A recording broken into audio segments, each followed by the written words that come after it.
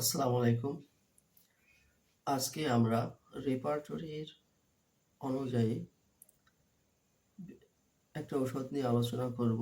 সেই ওষুধটির নাম হচ্ছে অ্যান্টিমোনিয়াম টার্ট। সংক্ষেপে আমরা তাকে অ্যান্টিম টার্ট বলে থাকি। এটি মূলত শ্বাসতন্ত্রের উপর গভীরভাবে কাজ করে। যখন ফুসফুসে প্রচুর কফ বা শ্লেষ্মা জমে যায়, কিন্তু রোগী তা তুলতে পারে না। অনেকক্ষণ কাশতে তার শ্লেষ্মা উপরে আসে না। সেই ক্ষেত্রে অ্যান্টিম চার্ট আমরা ব্যবহার করতে পারি। এখন জানবো অ্যান্টিম চার্টের রোগীরা যে সমস্ত অভিযোগ নিয়ে ডাক্তারের কাছে আসেন তা নিয়ে আলোচনা করব। রোগীদের প্রধান অভিযোগ ১ নম্বর হচ্ছে ফুসফুসে কফে পূর্ণ থাকে, নিঃশ্বাস নেওয়ার সময় শব্দ শোনা যায়, সামান্য কফ বের হয়। ২ নম্বর, রোগী সোজা হয়ে বসে থাকতে বাধ্য হয়, তার এই পরিমাণ শ্বাসকষ্ট দেখা যায়। রোগীর শারীরিক কষ্টের কারণে নিস্তেজ হয়ে পড়ে, তন্দ্রাচ্ছন্ন বা অবসাদ ভাব দেখা যায়। বমি করার পর অনেক সময় রোগী কিছুটা আরাম পায় এবং ঘুমিয়ে পড়ে। এই ধরনের লক্ষণ নিয়ে সাধারণত অ্যান্টিম টার্টের রোগীরা ডাক্তারের কাছে আসেন। এখন আমরা অ্যান্টিম টার্টের পর্যায়ক্রমিক রোগ চিত্র আলোচনা করব। অ্যান্টিম টার্টের বর্তমান রোগের ইতিহাস। সাধারণত ঠান্ডা লাগা বা বর্ষাকালের আর্দ্র আবহাওয়া থেকে এই রোগের উৎপত্তি হয়। শিশুদের নিউমোনিয়া বা বৃদ্ধদের ব্রঙ্কাইটিস, যা ক্রমশ মারাত্মক রূপ নেয়। অ্যান্টিম টার্টের মোডালিটিস বা হ্রাস বৃদ্ধি। শুয়ে থাকলে, রাতে, দুধ পান করলে, আর্দ্র আবহাওয়ায় অ্যান্টিম টার্টের সমস্ত রোগের লক্ষণ বৃদ্ধি পায়। কফ বের করলে, খোলা বাতাসে ঘুরলে, ডান দিকে কাত হয়ে শুলে অ্যান্টিম টার্টের সমস্ত লক্ষণ হ্রাস পায়। এখন অ্যান্টিম টার্টের রোগীদের যেসব লক্ষণ বা সহজই লক্ষণ পাওয়া যায়, যেমন মুখমণ্ডল ফ্যাকাশে বা নীলাভ থাকে, শীতকালে ঘামে ভেজা অর্থাৎ শীতল ঘাম থাকে, কাশির সময় দম বন্ধ হয়ে আসার মতো অবস্থা হয়, জিহ্বা পুরু এবং লেপযুক্ত থাকে। অ্যান্টিম টার্টের মানসিক লক্ষণ। অ্যান্টিম টার্টের শিশুরা অত্যন্ত খিটখিটে হয়, কেউ তার দিকে তাকালে বা তাকে স্পর্শ করলে সে চিৎকার করে ওঠে। অ্যান্টিম টার্টের রোগীরা কথা বলতে চায় না, চুপচাপ থাকতে ভালোবাসে। অ্যান্টিম টার্টের শারীরিক লক্ষণ। অ্যান্টিম টার্টের ক্ষুধা একেবারেই থাকে না, খাবারের কথা ভাবলে তার বমি আসে, মুখ শুকিয়ে থাকলেও জল পান করার ইচ্ছা থাকে না, টক খাবার বা আপেল পছন্দ করে, কিন্তু দুধ পান করলে তার কষ্ট বাড়ে।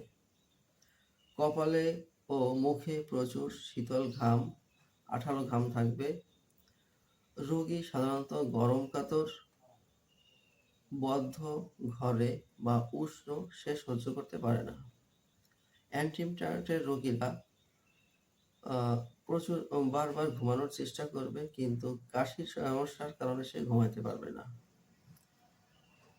এই ক্ষেত্রে রোগীদের পাতলা পায়খানা হতে পারে, প্রস্রাব পরিমাণে কম এবং লালচে ভাব থাকবে। রোগীদের সহজে ঠান্ডা লাগবে, আবহাওয়া পরিবর্তন হলেই রোগীদের ঠান্ডা লাগার সমস্যা দেখা যাবে। অ্যান্টিম টার্টের ফিমেল হিস্টোরি। বিশেষ কোনো লক্ষণ নেই, তবে শ্বাসকষ্টের সময় মাসিক চলাকালীন দুর্বলতা বৃদ্ধি পায়। পুরুষের সেক্সুয়াল হিস্টোরি। নির্দিষ্ট বিশেষ কোনো লক্ষণ নেই, তবে দীর্ঘস্থায়ী শ্বাসকষ্টে জীবনী শক্তি হ্রাস পায়। অ্যান্টিম টার্টের অতীত ইতিহাসে বারবার হাঁপানি বা ব্রঙ্কাইটিসে ভোগার ইতিহাস আছে। পার্সোনাল হিস্টোরিতে আমরা দেখতে পাই শিশুদের এবং বৃদ্ধদের এটি বিশেষ রেমেডি হিসেবে কাজ করে। অ্যান্টিম টার্টের মায়াজম। অ্যান্টিম টার্ট মূলত সাইকোটিক সোরিক মায়াজমের একটি ঔষধ। এটি টিস্যুতে শ্লেষ্মা জমার প্রবণতা দূর করে। অ্যান্টিম টার্টের কিছু অদ্ভুত লক্ষণ আছে। বুকে প্রচুর কফের শব্দ, কিন্তু কফ উঠে না। বমি হওয়ার পর অত্যন্ত দুর্বল হয়ে রোগী ঘুমিয়ে পড়ে।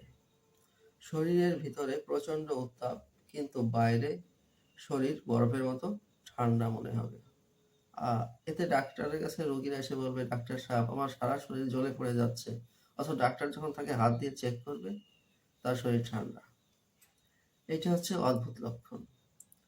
এখন অ্যান্টিপ্টার্টের স্পেশাল কিছু নোট, যেমন বুকে ঘড়ঘড়ানি কিন্তু কফ তুলতে অক্ষমতা 2, অত্যন্ত তন্দ্রাচ্ছন্ন এবং ফ্যাকাশে মুখমণ্ডল 3, জিহ্বায় সাদা পুরু লেপ এবং তৃষ্ণাহীনতা 4 হচ্ছে উঠে বসলে শ্বাসকষ্টের উপশম হবে। এখন জানব অ্যান্টিপ্টার্টের পোটেন্সি, ডোজ এবং রিপিটেশন সম্পর্কে। পোটেন্সি 6, 30 বা 200 শক্তি ব্যবহৃত হয়। শিশুদের ক্ষেত্রে 30 শক্তি খুব ভালো কাজ করে। ডোজ 2 থেকে 3 ফোঁটা অথবা বড়ি সেবন করতে পারেন। অবশ্যই ঔষধ সেবনের আগে ডাক্তারের পরামর্শ অনুযায়ী সেবন করবেন। রিপিটেশন তীব্র শ্বাসকষ্টের প্রতি 1 থেকে 2 ঘন্টা অন্তর কয়েক ফোঁটা ডোজ ব্যবহার করা যেতে পারে। আরোগ্য হলে রিপিটেশন বন্ধ করবেন। ধন্যবাদ এই ভিডিওটি দেখার জন্য।